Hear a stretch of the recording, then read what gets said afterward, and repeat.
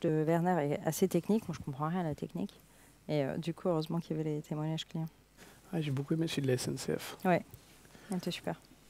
J'ai travaillé en plus, donc ça m'a... Ah ouais? Ouais, au début, tout au début en tant que développeur. Et c'est marrant, je me souviens, il mettait la timeline des sorties d'applications. Ouais. Et moi, il en désignait où Vous j'étais, les quoi. avez Ouais. vécus, ouais. Alors...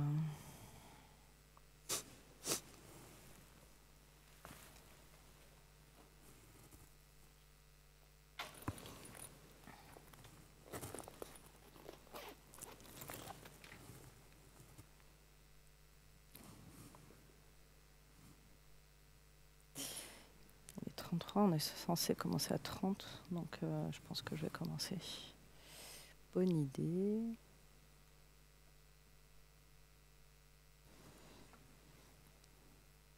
Je vais commencer. Il est 33, hein, c'est ça?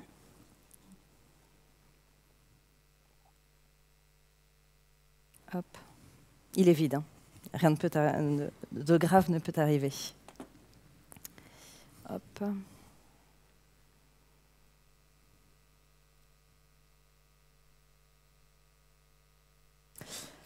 Bonjour, bienvenue dans la session portant sur les bénéfices business du cloud. Werner, je pense, a explosé son temps de parole comme c'est le cas assez souvent. Donc, je remercie ceux qui sont arrivés à l'heure. Et pour vous, on va commencer à l'heure. Et je pense que les gens ça va faire arriver les gens. Et je pense qu'on va faire signe à Werner qu'il est temps de finir. Je suis Valérie Koskas. Je suis chez AWS depuis 2 ans. En fait, 2 ans après-demain.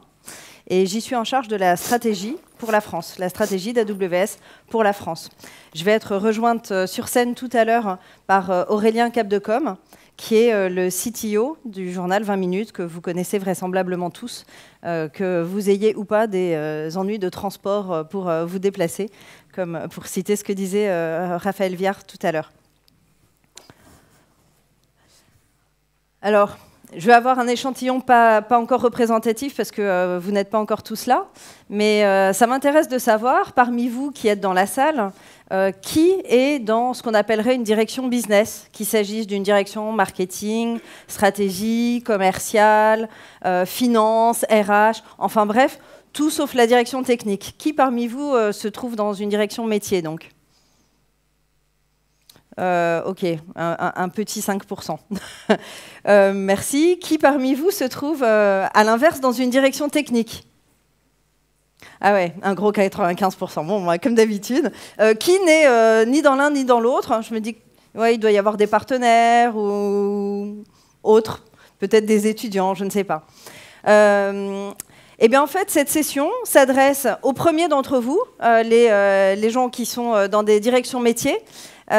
Si vous vous demandez en quoi le cloud est fait pour vous, en quoi ça vous concerne, cette session est censée vous aider à y répondre. Pour les seconds d'entre vous, ceux qui sont plutôt dans des directions techniques, cette session est censée vous donner les éléments de langage sur les bénéfices business du cloud pour que vous alliez chercher vos collègues, des sponsors dans les directions métiers et que l'année prochaine, il y ait plus de monde de direction métier au Summit parce que vous aurez besoin d'avoir vos sponsors métiers dans votre projet de migration vers le cloud. On a conçu des parcours cette année pour ce Summit. Et là, vous êtes dans un parcours décideur business. Ce parcours, on l'a composé avec cette première session qui vous donne une vision high level de ce que sont les bénéfices business du cloud d'AWS. Vous pourrez ensuite, à 13h30, creuser, entrer un peu plus, approfondir à la session de Nicolas qui fera intervenir Sopra Banking. Et enfin, à 15h, vous pourrez voir un autre pendant de votre trajectoire dans le cloud, qui est celui de l'accompagnement des équipes et de la conduite du changement de votre projet cloud, élément majeur, s'il en est, d'un projet de migration vers le cloud. Et Sandra fera intervenir le CIO ou CIO adjoint de Veolia Water Technology. Je vous ai indiqué les salles parce que ce serait trop facile si c'était tout dans la même salle. Et on va vous emmener dans différentes salles du Palais des Congrès aujourd'hui. Alors, pour introduire ce que sont les bénéfices business du cloud d'AWS, je vais commencer par vous raconter ce qu'ont été ces bénéfices business pour Amazon. Les bénéfices d'AWS pour Amazon. Donc ça, en fait, Jeff Bezos l'a dessiné sur un coin de table au début des années 2000.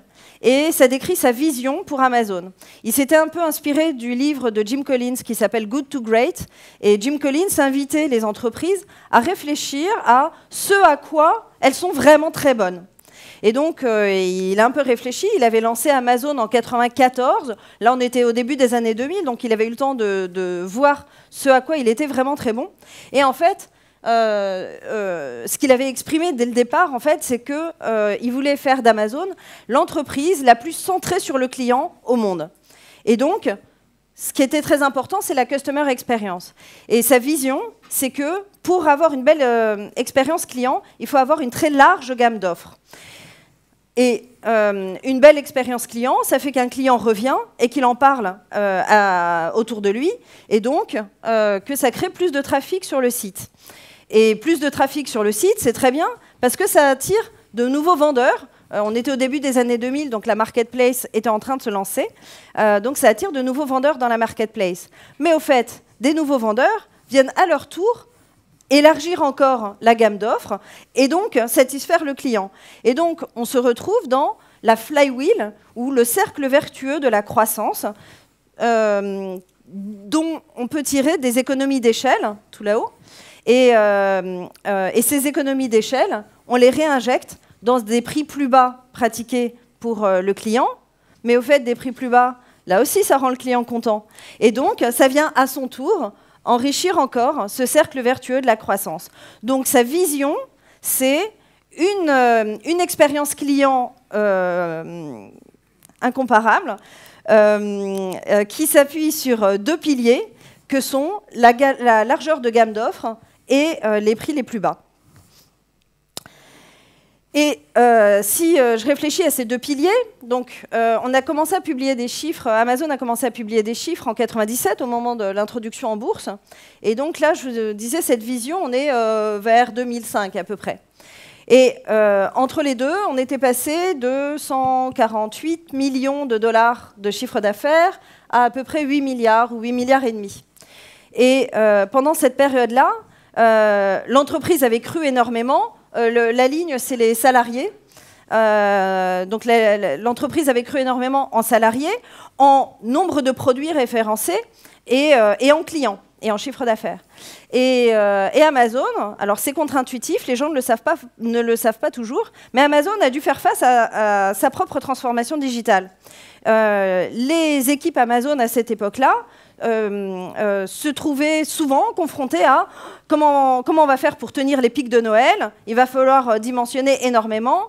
On voudrait lancer telle ou telle nouvelle catégorie d'objets à vendre sur Amazon, tel ou nouveau type de projet. La marketplace, c'est un nouveau type de projet.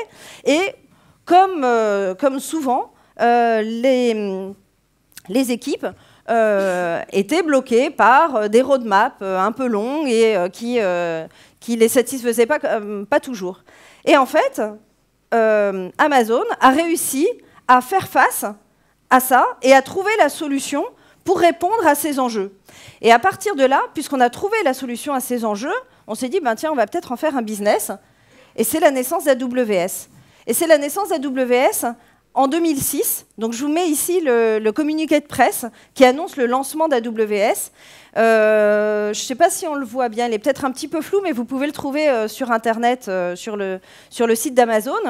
Je vous mets le communiqué de presse parce que c'est toujours très important pour nous, le communiqué de presse. Dans un communiqué de presse, on indique qui est exactement notre client et quel est le bénéfice le plus clair qu'on va offrir au client.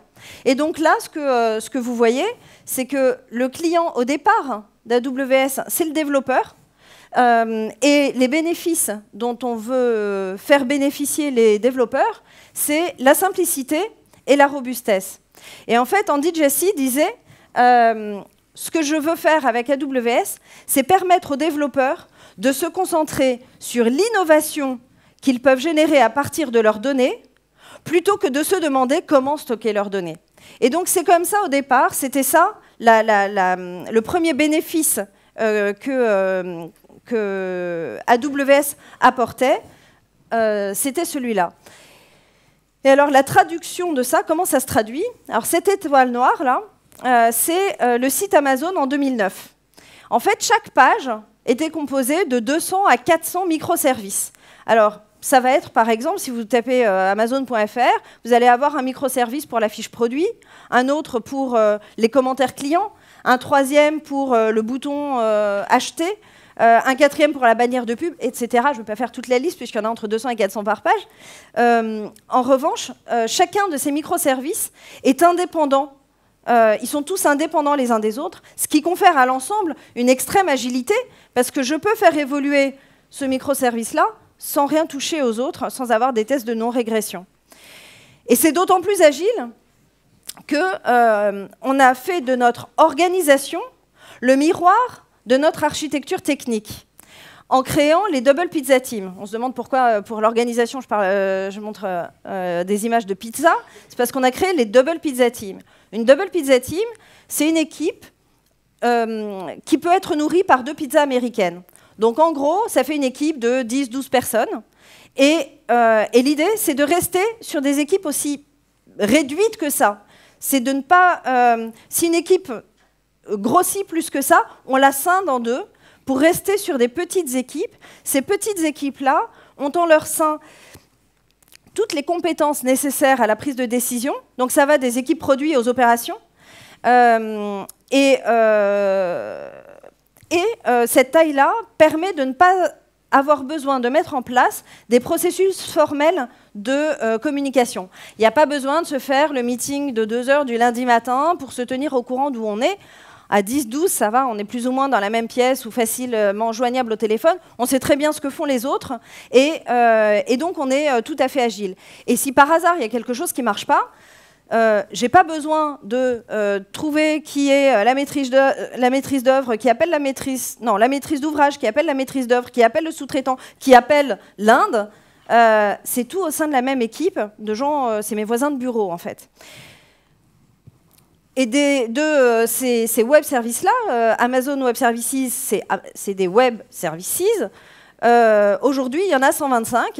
Werner a déjà montré ce slide ce matin, mais les services du début sont juste là en bas. C'est le compute et le storage, c'est juste ça. Depuis, AWS a développé donc 125 services qui vont effectivement du compute au storage à l'intelligence artificielle, le machine learning, le deep learning, en passant par des services spécialisés pour les développeurs de jeux, d'applications mobiles, etc. Avec à chaque fois le même principe, qui est que ces services sont les plus élémentaires possibles. En fait, on a standardisé un certain nombre de fonctions élémentaires non différenciantes, comme le calcul, le stockage, la publication de code sur Internet, la gestion des utilisateurs, etc. Et c'est ça le principe d'AWS. Et ce principe-là, en fait, permet à nos clients, et c'est le premier bénéfice business, de gagner énormément en agilité et innovation. Pourquoi?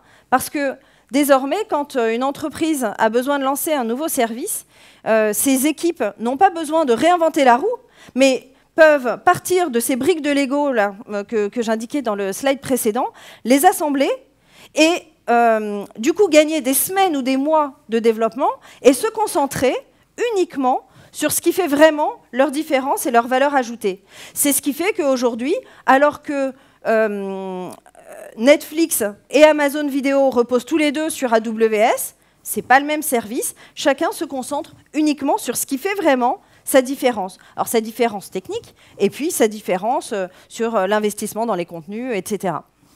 Donc c'est le premier bénéfice business, innover plus rapidement et donc renforcer ses avantages concurrentiels.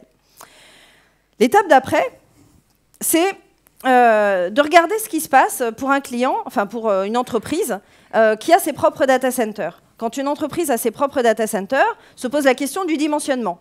Soit je les dimensionne pour être capable de tenir les pics de Noël ou les pics de la fin de mois si c'est en lien avec la paye, par exemple, ou autre. Et du coup, je me retrouve avec tout ce qui est bleu, là, je ne sais pas si vous voyez bien le bleu-gris, de la capacité inutilisée et donc des investissements inutilisés. Soit j'essaie d'optimiser mes investissements, donc je vais dimensionner de façon un peu plus moyennée, on va dire, mais du coup, c'est l'expérience client qui en pâtit, parce que les jours où il y a des pics, c'est le site RAM, le service RAM, et donc c'est le client ou l'utilisateur qui s'en trouve empêché, on va dire. Mais le cloud permet d'ajuster la capacité à l'usage. Finalement, le cloud, c'est l'application à l'informatique de tous les principes de l'économie de l'usage, de l'économie collaborative. Je ne paye que ce que j'utilise.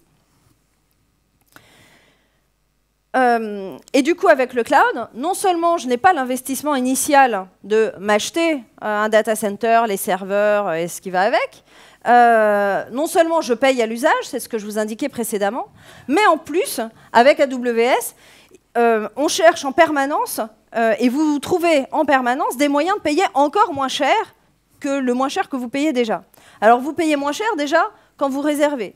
C'est-à-dire que si pendant l'année, vous savez que vous allez utiliser entre 20 et 100, avec une moyenne à 40, eh ben, vous pouvez réserver les 20. Les 20, vous êtes sûr que vous allez les consommer. Eh ben, sur ces 20-là, déjà, vous allez payer jusqu'à 70% moins cher que le tarif à la demande. Donc ça, c'est une première façon de payer moins cher. Deuxième façon, évidemment, quand vous utilisez plus, comme partout, il y a des réductions au volume.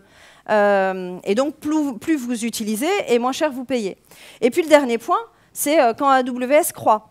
Je vous ramène au premier slide de tout à l'heure avec la flywheel.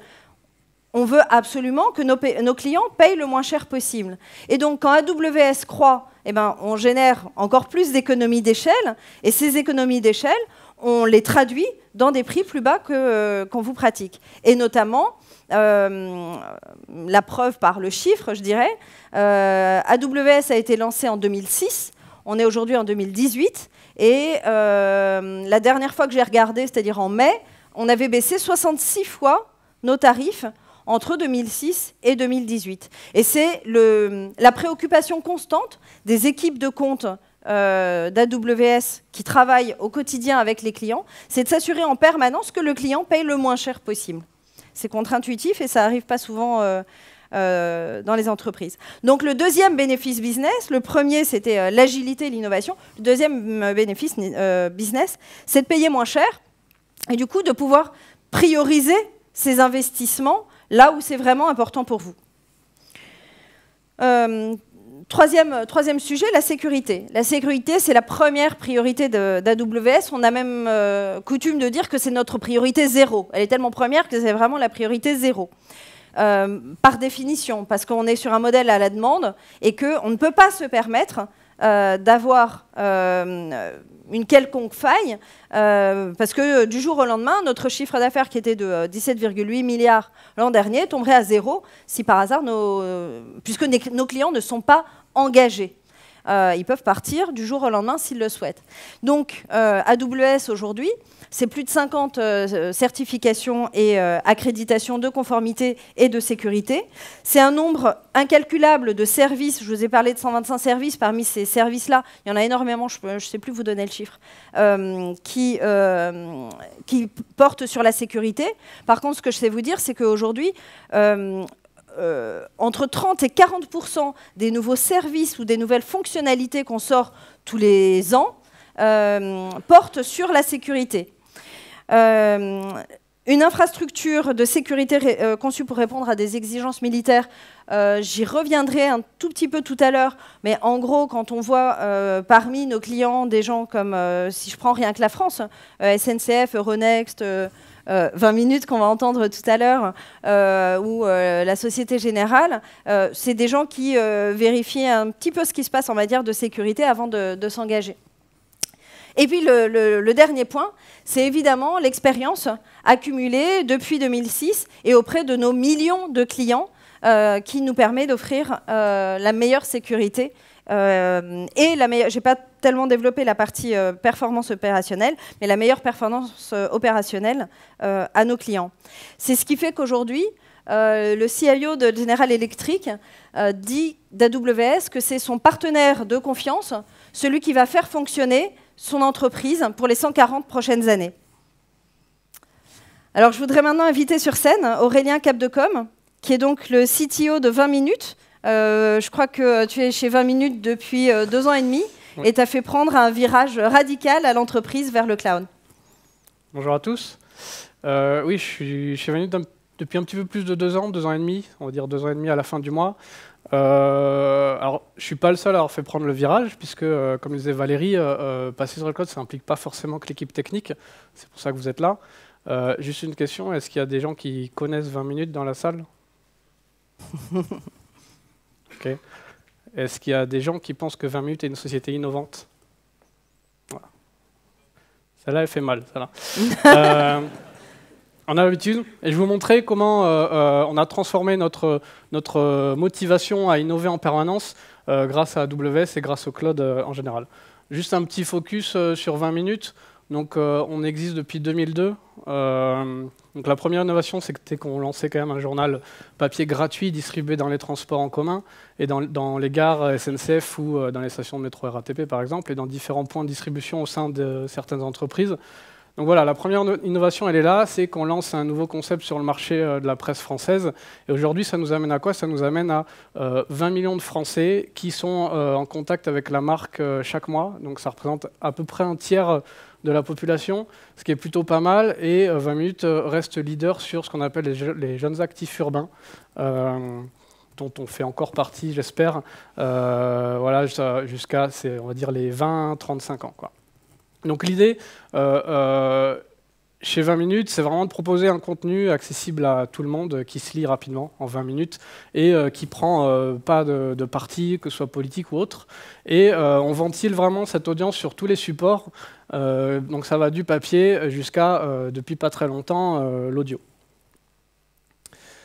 Ça se construit avec des gens, forcément, avec des pas de très grandes équipes, sans journalistes, 100% numérique, c'est important, on l'a mis en gras, c'est que chez 20 minutes, en fait, on est en web to print depuis plusieurs années déjà, bien avant le passage au cloud. C'est-à-dire que chaque contenu que vous avez dans le journal le matin, si vous prenez les transports, vous l'avez sur le site dès qu'il est écrit par un journaliste. C'est 11 rédactions en local, partout en France, ça nous permet vraiment de cibler l'information pour nos lecteurs, et 2 à l'international. Ce qui nous permet d'être en follow the sun et par exemple de pouvoir notifier à 3 h du matin que Johnny Hallyday malheureusement nous a quittés avant tout le monde. Et tout ça, nous derrière, on construit ça avec 15 développeurs, donc c'est quasiment une double pizza team. Donc voilà, on a des petits chiffres pour des grosses audiences et vous allez voir comment on arrive à innover même si on n'a pas l'air forcément. Alors, le passage sur Amazon, sur le cloud en général, s'est opéré il y a à peu près 1 an et demi. Au départ, on était des clients un petit peu simples de l'outil, c'est-à-dire qu'on utilisait surtout du S3 pour du stockage. Et puis, il y a 1 an et demi, on s'est dit, là, on a un cloud privé qui nous ralentit forcément un petit peu dès qu'on veut avancer sur un nouveau sujet. On est dans une société, chez 20 minutes, qui a une moyenne d'âge de 32 ans, des gens qui sont très connectés, qui ont vraiment le même mode de vie que leurs lecteurs, et ça fuse dans tous les sens dès qu'il s'agit d'avoir une idée. Et nous, côté technique, on n'était pas capable de leur répondre. Et forcément, à ce moment-là, le cloud public s'est un petit peu imposé logiquement, puisque, comme disait Valérie, on est sur une logique élastique et on n'a plus à se poser de questions en termes d'infrastructure. Donc la première slide qui illustre vraiment le changement suite au basculement sur le cloud public, c'est qu'on est passé de 6 mises en production par mois à 25 sur une application. Donc là, et quand je parle d'une mise en production, ce n'est pas un hotfix, c'est vraiment la mise en production d'un produit business, c'est-à-dire quelque chose qui apporte de la valeur à la marque et à ses utilisateurs. Donc on passe de 6 à 25, c'est plus qu'un par jour, parce qu'on ne travaille que 20 jours par mois. Et vous voyez, c'est vraiment accéléré. Et ça, cette accélération, on l'a vraiment ressenti sur l'espace de 2 mois, dès qu'on a commencé vraiment à industrialiser notre plateforme. Le deuxième avantage, c'est un service sûr. On a lancé notre nouvelle API en décembre 2017, qui est complètement dans le cloud, qui est serverless. Et depuis, on est à 100% de disponibilité avec un temps de réponse de 70 millisecondes. Alors, ça ne parle peut-être pas à ceux qui ne sont pas techniques, mais c'est très très honnête comme temps de réponse. Et on est tellement serein en termes de stabilité que ça nous permet de partir en team building et de prendre des coups de soleil sans se soucier de ce qui se passe sur notre infrastructure. Enfin, le vrai focus qu'on peut avoir en sortant de l'équipe technique et en sortant des chiffres qui peuvent endormir tout le monde, c'est que l'avantage du cloud, et surtout chez AWS, c'est qu'on a vraiment un service qui peut répondre à quasiment tout ce qu'on veut faire. Alors s'il n'y répond pas complètement, on peut mutualiser des services. Et donc nous, chez nous, le concept qu'on a, c'est que si quelqu'un apporte une idée, on doit pouvoir trouver un service AWS qui y répond. Alors soit c'est une partie de service, soit ça n'y répond pas encore, et dans ce cas-là, on contacte les équipes d'AWS pour qu'ils le mettent dans la roadmap produit. Mais voilà, l'idée, c'est d'avoir un service qui correspond à une idée. Et le tournant qu'on a pris aussi, c'est que notre équipe technique est devenue un petit peu la direction des possibles. C'est-à-dire que il y a quelques années, quand je suis arrivé, les journalistes ou les gens du marketing avaient un petit peu de mal à venir nous demander des choses. Je pense qu'ils étaient un petit peu résignés. C'est-à-dire que quand ils venaient nous dire, voilà, j'ai une idée, je voudrais lancer un nouveau truc pour le bac, faire un mini-site, etc. Et on disait, bah, ok, mais bon, nous, il nous faut un mois et demi de dev, il nous faut de l'infrastructure, ça va coûter tant, etc. Est-ce que tu ne peux pas plutôt faire un article? Voilà. Aujourd'hui, ces gens, ils rentrent dans notre open space et ils lancent leurs idées. Alors, on ne dit pas oui à tout. Voilà, parce qu'on n'est que 15 quand même. Mais ils n'hésitent pas à lancer leurs idées et ça les a un petit peu débridés ou déridés côté produit. C'est-à-dire que on est vraiment intégré, l'équipe technique est intégrée au centre de 20 minutes. On n'est plus les gens qu'on met au sous-sol ou au dernier étage et qui sont les gens qui touchent les ordinateurs et qui ne se lavent pas. Voilà. Maintenant, on est vraiment au centre du business et ça a transformé aussi bien toutes les autres équipes de 20 minutes que la nôtre, puisque nous, côté technique, on a pris un petit virage en termes de façon de penser. Le développeur aujourd'hui, il pense plus qu'à son code, il pense plus qu'à optimiser son code, avoir de la performance, il pense aussi à combien va coûter son code et quelle est la valeur que son code va pouvoir apporter à l'entreprise. Le cloud, ça nous permet aussi de poursuivre sur l'innovation. Voilà. Alors, construire l'avenir, c'est vrai que c'est un petit peu présomptueux comme titre, mais ça nous a permis de lancer quelques nouveaux produits, un petit peu avant tout le monde, pour le coup, et de continuer dans cette dynamique-là. Alors, le premier qu'on a lancé, c'est le chatbot. Donc, c'est un agent conversationnel que vous avez sur Facebook Messenger et parfois sur notre site, dans le cadre d'événements type les élections, par exemple. On l'a lancé il y a 2 ans, pas sur le cloud, pour le coup, au début. Il a été redéveloppé en 2017 pour être complètement dans le cloud. Et qu'est-ce qu'il fait? Il donne l'actualité, il permet de recevoir chaque jour son petit bulletin d'information personnalisé. C'est vraiment sur la partie personnalisée. Et après, tout un tas de services, des résumés de la Ligue 1, du top 14, l'horoscope. Et il répond à des questions sur les personnages publics. Donc si vous lui demandez combien mesure Emmanuel Macron, il saura vous répondre qu'Emmanuel Macron mesure 1m70 et quelques. Voilà, donc ça marche plutôt bien. Aujourd'hui, là, à 13 h, on va notifier 200 000 personnes. Donc c'est plutôt un bon résultat. Et ce chatbot qu'on a appelé 20 bots, il est serverless. Du coup, c'est-à-dire qu'on n'a eu aucune question d'infrastructure pour développer cet outil. Donc nos équipes de développement sont concentrées exclusivement sur le code et la fonctionnalité. C'est-à-dire que dans aucune des réunions, il y a eu de débat sur OK, mais il nous faut 2 semaines d'ops pour monter la plateforme. On a vraiment utilisé toute la puissance que peut proposer le AWS Lambda, la partie serverless d'AWS. Il est managé, c'est-à-dire que toutes nos bases de données, tous nos repositories sont complètement clés en main. Donc, on avait l'époque, moi je me souviens au début quand j'ai commencé à développer, il y avait toujours 1 ou 2 DBA dans la société. Chez nous, ils s'ennuieraient fermement parce que c'est un service qu'on lance, on sélectionne la taille de l'instance qu'on veut et ça roule tout seul. Et donc vous imaginez bien qu'on a économisé des heures et des heures de travail et d'optimisation.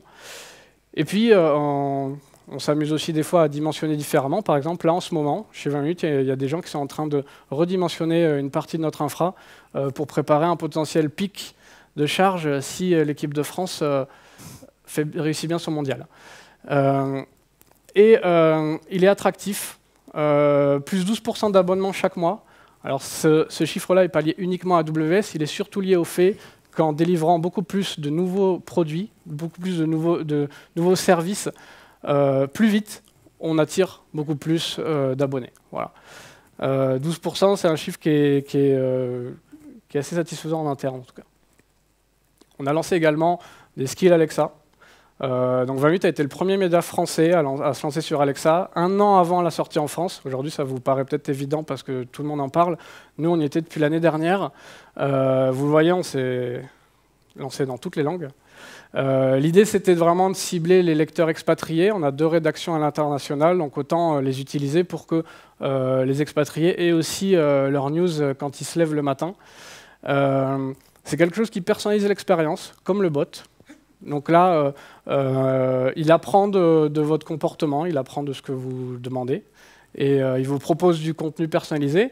Et il s'appuie sur le service Poly, dont Werner parlait tout à l'heure, qui est un service de text-to-speech qui génère donc, qui lit du texte pour en faire un fichier audio, ce qui nous a bien aidé parce que nous, 20 minutes, on n'est qu'un média écrit, donc au départ, on était un petit peu coincé pour faire de la voix, et donc déployé sur toutes les régions sur lesquelles Alexa est disponible, et en France, bien sûr, depuis la semaine dernière. En chiffres, la skill Alexa, c'est 300 fichiers audio générés chaque jour. Ça prend à peu près un peu plus d'une seconde pour générer un fichier audio, c'est-à-dire que chaque fois qu'un article est écrit, un fichier audio est généré, et nous on conserve 7 jours d'historique. Tout ça, là, cette couche-là, c'est fait intégralement dans le cloud. Il n'y a pas un seul serveur qui tourne, et je pourrais me dire qu'on aurait pu le faire en point and click. Voilà.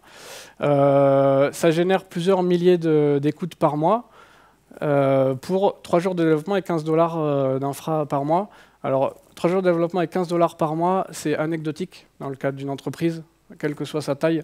Et je pense que si ça n'a pas un apport en termes de revenus pour le moment, ça a vraiment un apport en termes d'avancée marketing, de se dire 20 minutes est le premier sur la voie. Et puis nous, en termes d'équipe technique, ça fidélise des gens qui ont tendance quand même à être vachement sollicités par le marché. Et si on peut les faire rester chez 20 minutes, c'est toujours mieux.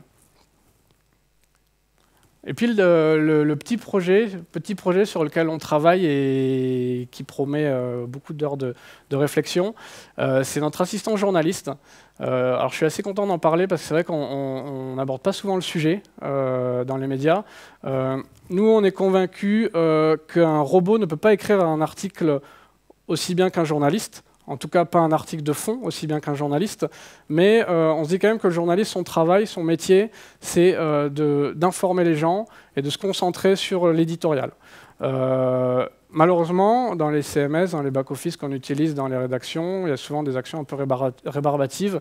Et nous, on s'est dit, on va utiliser de l'intelligence artificielle pour aider nos journalistes à aller un petit peu plus vite et à vraiment se focaliser sur faire des interviews, chercher de l'information, etc. Et donc, on a lancé cet assistant, auquel on n'a pas encore donné de nom. Et donc, cet assistant, qu'est-ce qu'il fait? Pour le moment, sur un panel restreint de journalistes, il identifie les entités nommées dans les contenus. C'est-à-dire que si on écrit un article sur Emmanuel Macron, il va détecter qu'on parle d'Emmanuel Macron, il va automatiquement taguer l'article Emmanuel Macron. Il génère les descriptions SEO. Alors, ça marche pas trop mal en fonction des sujets. Ça marche pas trop mal sur du sport. Il va être capable, à partir de l'article, de résumer qui a gagné le match et par combien de buts d'écart. Ça marche moins bien dès qu'on parle de justice, puisqu'il n'a pas encore trop de notion de présomption d'innocence, par exemple. Mais voilà, c'est quand même un gain de temps. Ça va économiser du temps aux journalistes et également aux équipes business qui s'occupent du SEO chez nous. Et puis, il suggère des médias et des articles liés. Donc ça, toujours en rapport avec la détection d'entités, mais également simplement par rapport au sens qu'il trouve dans les articles. Il va être capable de dire, ben voilà, cet article, je pense que ça parle d'Emmanuel Macron qui serre la main à Donald Trump. Ben là, j'ai une photo où il y a les deux qui se serrent la main. Paf, est-ce que tu veux pas la mettre? Elle a l'air bien. On aimerait aller encore plus loin. Pourquoi pas proposer des médias en fonction du device sur lequel l'article va être lu. Donc l'objectif, c'est vraiment de permettre aux journalistes de se focaliser sur son travail, sur son métier, avant tout, et de laisser de côté toute cette partie-là qui peut être complètement automatisée. Donc pour résumer, chez 20 minutes, on est plutôt satisfait aujourd'hui, c'est pour ça que je suis là, d'être passé sur le cloud. Ça nous ouvre déjà une porte énorme vers qu'est-ce qu'on va pouvoir faire demain, c'est répondre à ces questions, qu'est-ce qu'on va pouvoir faire demain. Les 3 points qu'on a et qu'on retient nous vraiment, c'est qu'on arrive à développer mieux et plus vite. Alors plus vite, c'est évident.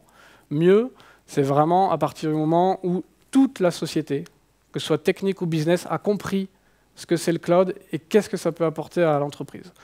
On fidélise les équipes, je le disais tout à l'heure. Nous, côté technique, on est sur un marché où les gens sont extrêmement sollicités. Ils ne cherchent pas forcément que l'argent en plus, donc il faut réussir à leur donner de quoi manger, on va dire. Et on est assez content parce qu'on a un turnover très faible dans les équipes techniques, en tout cas beaucoup plus faible que beaucoup d'autres sociétés. Et on innove à moindre risque et à moindre coût. Voilà, on lance pas mal de choses, on a pas mal d'autres idées. Si vous êtes fidèle à 20 minutes, vous découvrirez peut-être au fil de l'année ce qu'on est en train de lancer. Donc c'est un passage réussi et je vous encourage à y réfléchir. Merci. Merci. Alors, encore quelques mots, il me reste 10 minutes. Donc merci encore Aurélien, j'adore ce témoignage, j'adore les illustrations, j'adore le fait que avec le cloud d'AWS, la DSI soit devenue la meilleure amie des journalistes et des équipes métiers au sens plus large, que vous ayez divisé par 4 votre time to market. Je trouve ça vraiment impressionnant. C'était un témoignage. Aujourd'hui, vous avez énormément de sessions.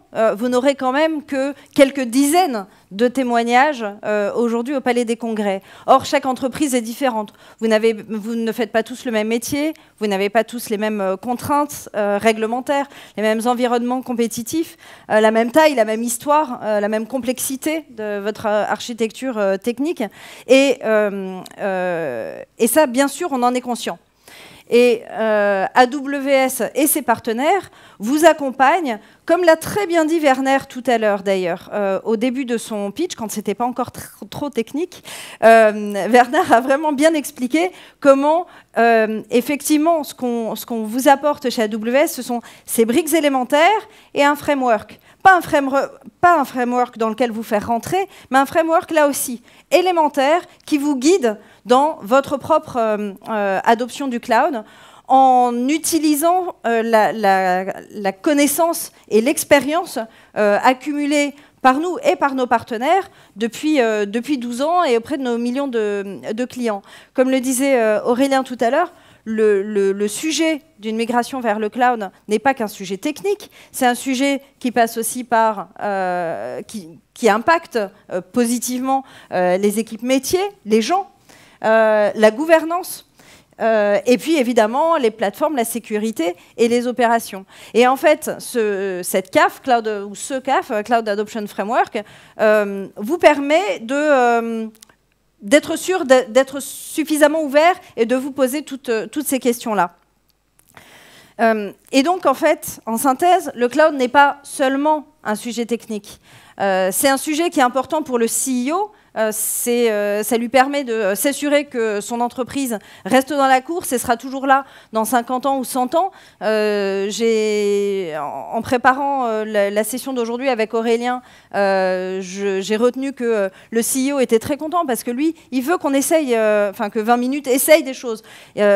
Si ça coûte quelques heures de développement, c'est bien. On essaye, on lance et puis on teste. Ça marche, tant mieux. Ça ne marche pas, c'est pas grave. Ça a coûté juste quelques heures de développement. Le CFO est ravi aussi, enfin le directeur financier est ravi aussi, ça lui permet de cibler ses investissements sur ce qui fait vraiment la différence, pas sur l'entretien de la climatisation de vos data centers. Le CMO, on en a eu la preuve par l'exemple tout à l'heure avec Aurélien, on change complètement le paradigme d'innovation.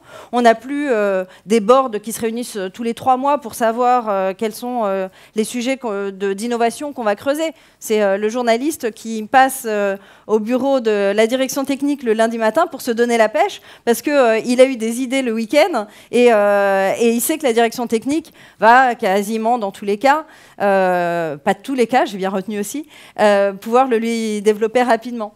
Ça change la donne évidemment pour le CTO qui devient soudain le héros et le meilleur ami des équipes métiers.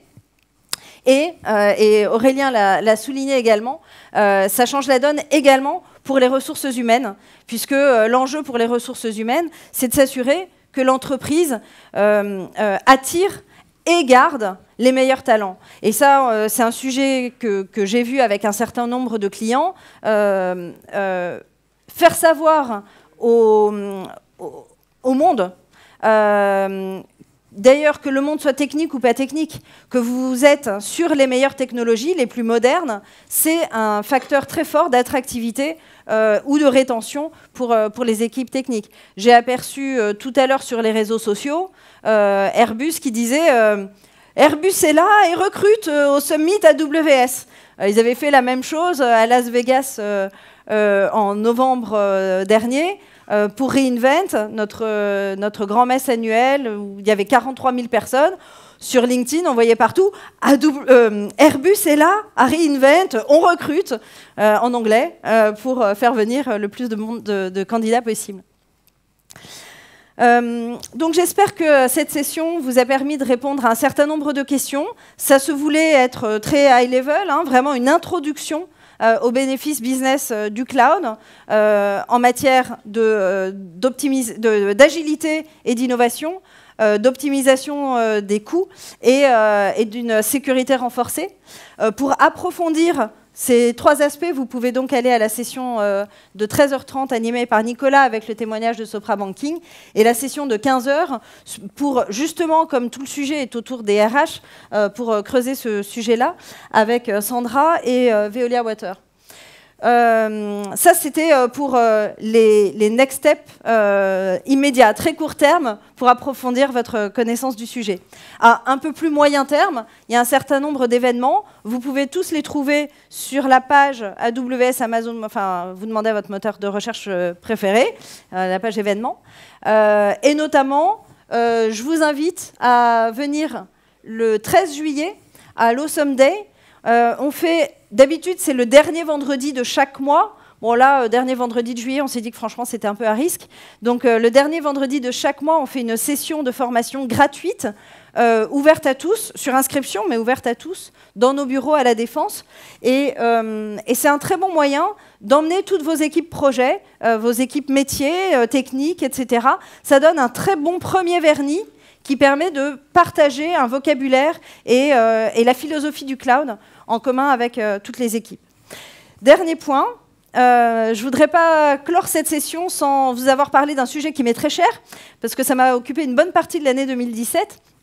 C'est que Miguel l'a évoqué ce matin, on a lancé le 19 décembre 2017 une région à Paris. Une région à Paris... c'est bon, je peux le développer un tout petit peu.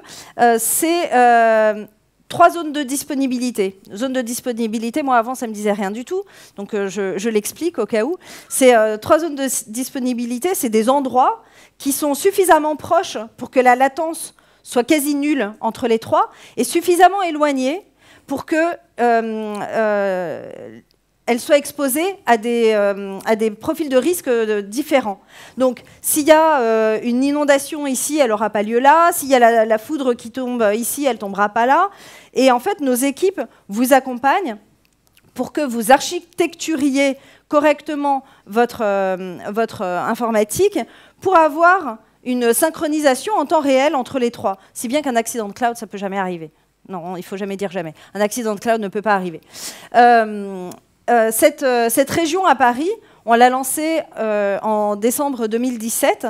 Ça fait donc maintenant 6 mois. Et ce qu'on observe, parce que je peux vous dire que je monitore bien ce qui se passe, ce qu'on observe, c'est que nos clients l'utilisent massivement, les clients auxquels on s'attendait, mais aussi plein de clients auxquels on ne s'attendait pas. Et que ce qui les fait venir sur la région Paris d'AWS, les 4 arguments sont vrais. Ce que j'observe vraiment en discutant avec les clients, c'est qu'ils sont ravis de pouvoir offrir la plus faible latence possible à leurs clients. Et ils sont ravis et rassurés de pouvoir héberger leurs données en France avec la garantie, de par l'architecture d'AWS, que quand vous choisissez la région Paris, vos données ne sortent pas de ces data centers-là, donc de la région Paris. Vos données ne sortent pas de la France. Si vous choisissez la région Allemagne, vos données ne sortiront pas de l'Allemagne, etc. Pour toutes les régions. En tout cas, pour la France, vos données peuvent rester en France. Je vous remercie pour votre participation. Et n'hésitez pas, si vous avez des questions ou des commentaires pour moi ou pour Aurélien, vous avez nos coordonnées. Merci.